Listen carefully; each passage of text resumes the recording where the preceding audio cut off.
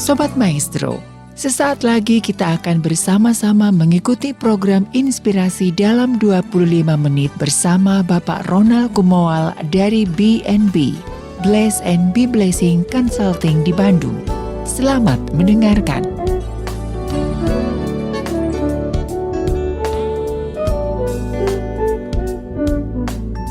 Saya Ronald Kumoal bersama dengan seorang narasumber yang sangat kompeten dalam bidang hukum akan berbincang mengenai sadar hukum.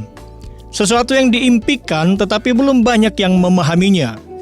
Sadar hukum, sesuatu yang dirindukan tetapi tidak sedikit yang mengabaikannya. Bukan untuk menggurui, sekedar berbagi kebaikan. Semoga menjadi inspirasi agar hidup lebih sadar hukum, lebih berguna dan bermakna.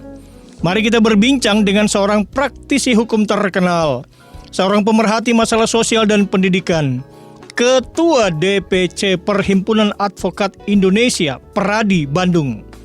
Dengan hormat saya perkenalkan Bapak Dr. Ruli Panggabean. Apa kabar, Bang Ruli? Baik, Bang. Baik. Iya, puji Tuhan sehat-sehat ya. Amin, puji Tuhan. Bagaimana aktivitas di masa PSBB seperti saat ini, Bang? Ya, otomatis kita menurunkan volume. Yang biasanya speed 7 jadi speed 5 gitu. Ya, memang pada awal-awalnya agak takut juga, tapi lama-lama kan memang mesti sikapi gitu ya. Dan Iya. kalau tidak, ya kita masih punya tanggung jawab banyak ini. Baik Bang, hari ini kita akan berbincang-bincang tentang sadar hukum ini ya. Beberapa waktu lalu, Menteri Hukum dan Hak Asasi Manusia, Bapak Yasona Lauli mengatakan bahwa masyarakat sadar hukum berkorelasi positif dengan kemajuan suatu bangsa. Semakin banyak masyarakat sadar hukum, katanya, akan mampu mendorong kemajuan sebuah negara. Wah, bagaimana memahami hal ini secara sederhana, Bang?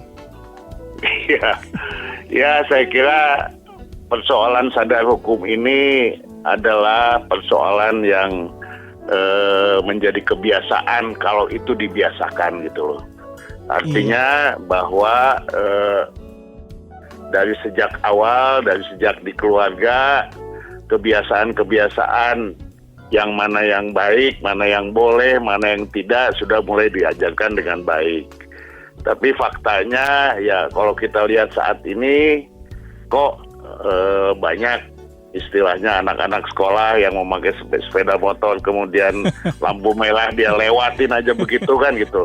Dan itu sudah dianggap biasa gitu loh. Nah ini persoalan yang mesti kita sikapi bersama begitu. Jadi sadar hukum itu memang baiknya mulai dari rumah ya?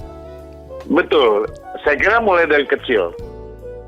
Kalau saya ingat, Bung ya, saya masih ingat waktu SD. Iya. Saya tuh saya sekolah di SD Paulus tuh dekat jalan Lombok. Depan Stadion Siliwangi ya?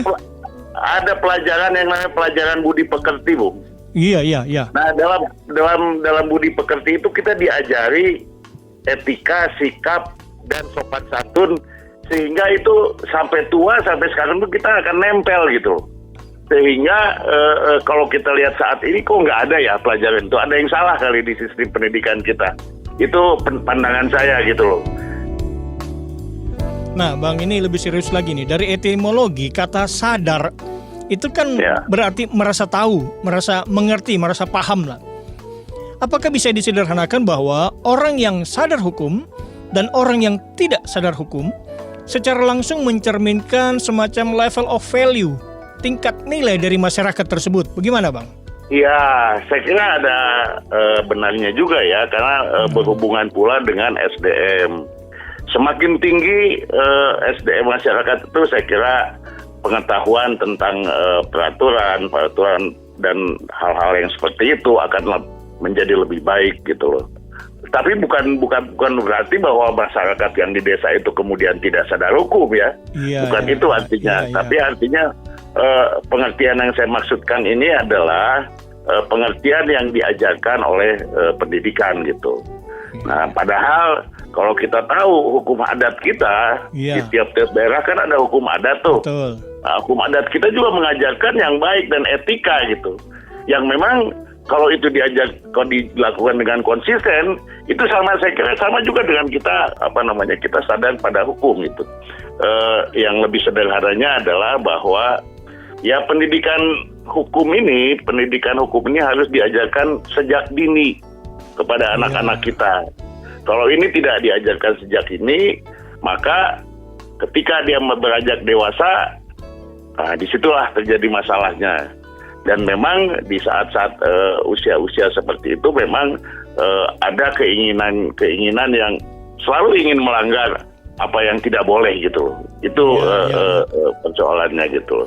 Nah, Bang, ini serius ini. Kalau tadi Bang Ruli bilang bahwa harus diajarkan sejak dini dan berkaitan dengan level of value dari sebuah masyarakat. Contoh praktis aja, Bang. Bagaimana mengajarkan sadar hukum kepada anak-anak misalnya, Bang? Saya kira paling mudah ya. Ya misalnya dari sejak kecil kita bawa anak-anak kita ke taman lalu lintas. Kalau tidak ada taman lalu lintas, ya kita bawa jalan-jalan ke jalan raya dan kemudian kita beritahukan bahwa kalau ini lampu merah ini harus stop, kuning ini hati-hati dan selanjutnya gitu loh. Atau yang paling yang ada di rumah sendiri saja bahwa tidak boleh dia mengambil barang yang bukan miliknya. Itu kan pelajaran yang sederhana gitu. Ya, masalahnya kadang-kadang dengan orang tua naik kendaraan justru terabas lampu merah nih. Nah, itu dia gitu. Sehingga tidak ada panutan gitu. Gitu. Oh, berarti figur panutan itu sangat diperlukan untuk masyarakat yang sadar hukum ya? Iya betul. Sangat apalagi kita masyarakat yang katakanlah masyarakat yang memegang adat ketimuran, ya memang panutan itu adalah orang tua, karena di timur ini kan orang tua ini dianggap sebagai wakil Tuhan di dunia. Begitu kan? Nah nih Bang Ruli, di masyarakat ada istilah yang mirip-mirip, tapi kalau dari aspek atau perspektif hukum mungkin berbeda ini. Istilah sadar hukum dan istilah taat hukum. Apa ini memang sama atau beda ini, Bang? Ya, menurut saya yang pertama itu adalah harus sadar dulu. Artinya kalau dia sadar, artinya tanpa paksaan dari siapapun, dia tidak akan melakukan pelanggaran. Nah, tetapi kemudian aplikasi daripada sadar ini kemudian kepada taat gitu. Iya.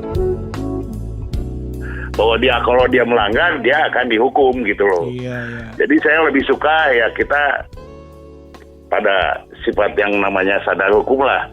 Kalau taat lebih kepada sanksi kayaknya ya. Jadi tapi aplikasi daripada sadar hukum itu pasti akan menjadi taat kepada hukum. Saya kira begitu.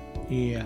Nah, Bang, ini ternyata tentang sadar hukum ini, ternyata di Jawa Barat sudah ada lebih dari 100 kelurahan yang dinyatakan sebagai desa atau kelurahan yang sadar hukum. Nah, apa peran, boleh tahu sedikit ini, apa peran advokat untuk meningkatkan komunitas sadar hukum ini? Kita juga sering mengadakan sosialisasi tentang sadar hukum ini. Misalnya kalau kepada masyarakat adalah pengetahuan tentang kawin cerai. Artinya termasuk batas usia, kemudian syarat-syarat untuk kawin dan lain sebagainya gitu loh.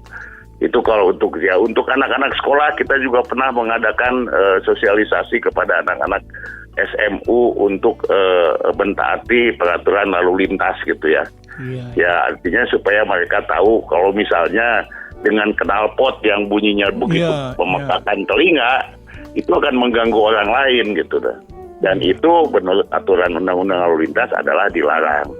Apalagi untuk anak-anak muda, kepekaan mereka tentang aturan ini juga saya kira cukup tinggi. Cuman masalahnya sosialisasinya ini yang saya kira sangat minim ya, karena sosialisasi yang dilakukan oleh guru saya kira bukan tidak memadai, tetapi artinya kurang mendalam gitu, kurang luas.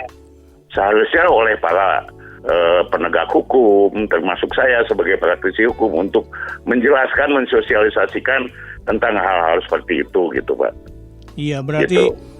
Memang ada program juga dari Bang Ruli sama Pradi untuk sosialisasi sadar hukum ini ya?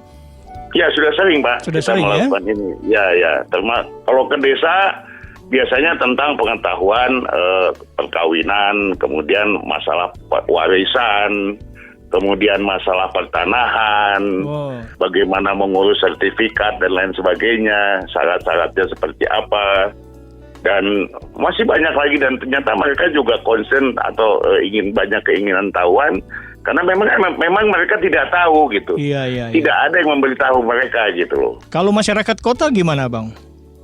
Kalau masyarakat kota ya saya kira banyak yang ya itu tadi kurang aware lah, kurang peduli lah gitu ya. Lebih kepada awareness-nya. Iya, lebih pada awareness gitu. Karena kalau SDM mereka jauh lebih tinggi padahal gitu loh. Tetapi selalu menganggap enteng gitu. Gampang.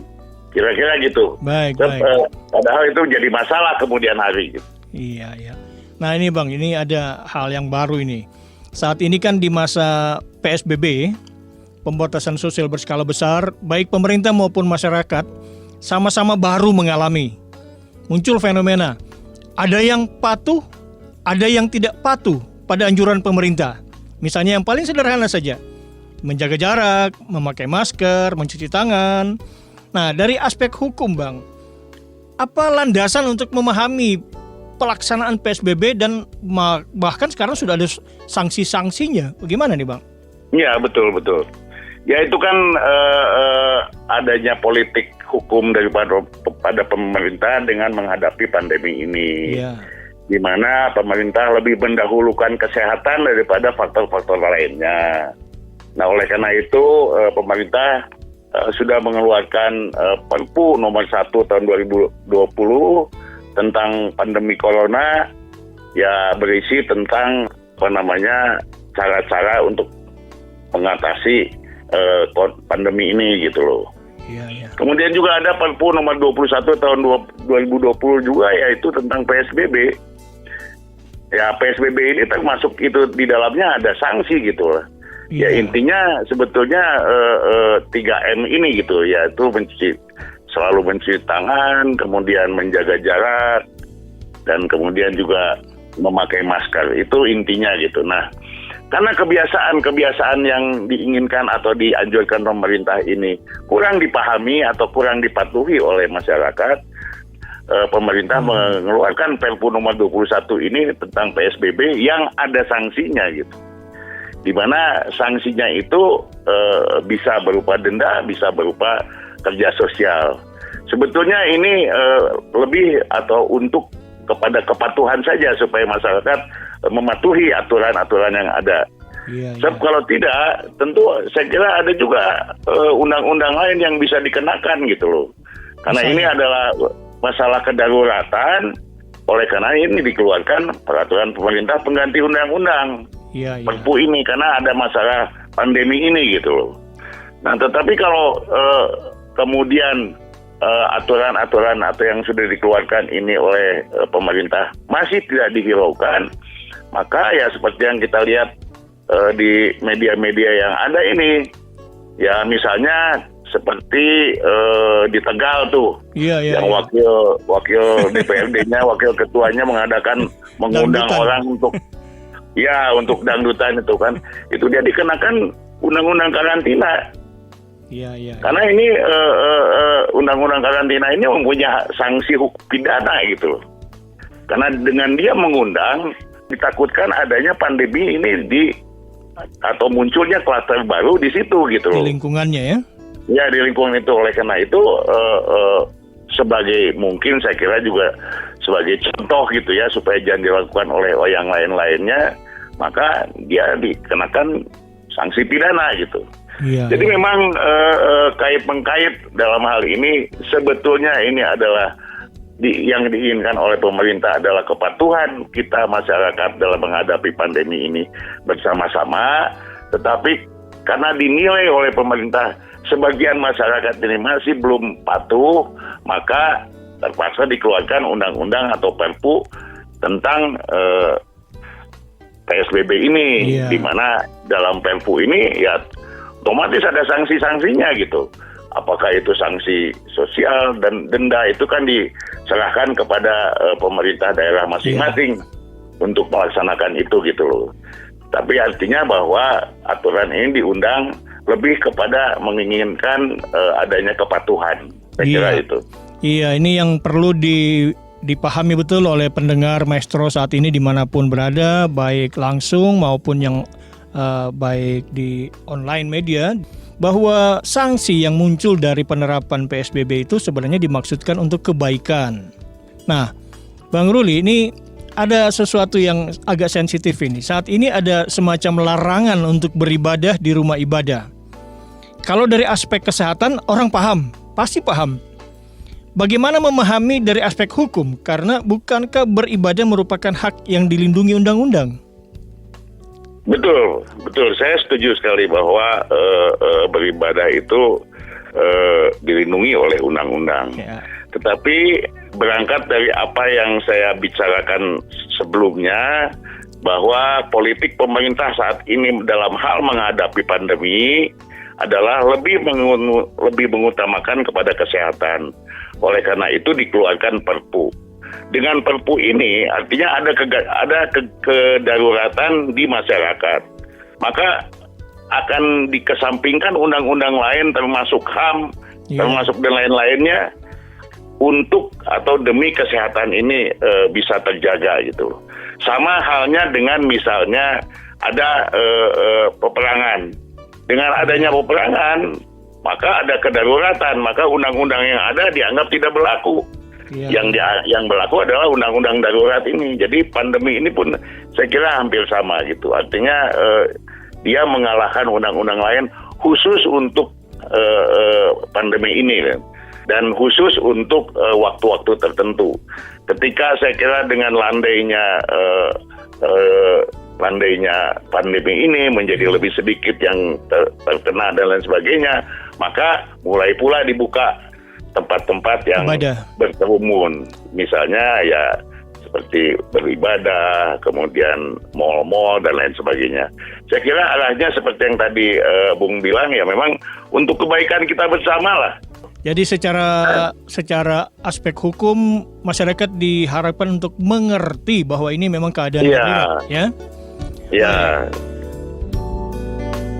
Nah, Bang Ruli, ini baru saja berlangsung di media, saya membacanya, berlangsung pendidikan khusus advokat, di mana Bapak bekerja sama dengan sebuah perguruan tinggi ternama di Kota Bandung. Selamat Pak ya, sebab kegiatan itu diapresiasi. Bukan hanya dari konsistensi program, tapi dalam hal pelaksanaannya secara online. Ini yang pertama dan luar biasa, sukses katanya ya.